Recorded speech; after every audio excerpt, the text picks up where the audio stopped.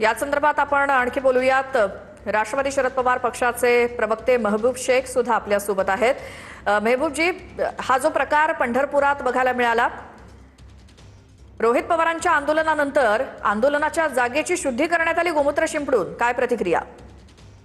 नाही, असं की ती निव्वळ स्टंटबाजी आहे। शेतकऱ्याची फसवणूक होते। शेतकऱ्याची फसवणूक झाल्यावर जर शेतकऱ्यासाठी पंढरपूरच्या पावनभूमीत रोहित पवार यांनी अन्नत्याग आंदोलन केलं आणि सरकारनं लवकरात लवकर विनाअट शेतकऱ्यांना कर्जमाफी करावी या मागणीसाठी आंदोलन केल्यावर तिथं गोमूत्र शिंपडणं, मला वाटतं हे स्वतःच्या आकलीची दिवाळखोरी काढण्यासारखा प्रकार आहे।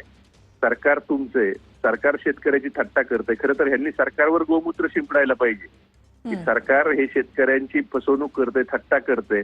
बच्चू कडूने आंदोलन केलं, तिथं त्यावेळेला जूनचं आश्वासन दिलं।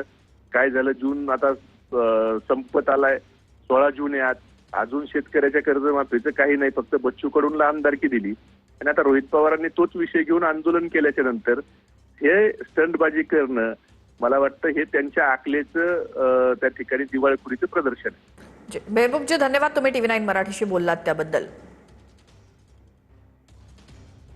रोहित पवार यांनी 3 दिवस पंढरपुरात अन्नत्याग आंदोलन केलं होतं, मात्र त्याच ठिकाणी भाजपच्या किसान मोर्चाच्या प्रदेश सचिवांकडून गोमूत्र शिंपडून शुद्धीकरण करण्यात आलं। यावरती शरद पवारांच्या राष्ट्रवादीच्या नेत्यांकडून टीका करण्यात आली आहे।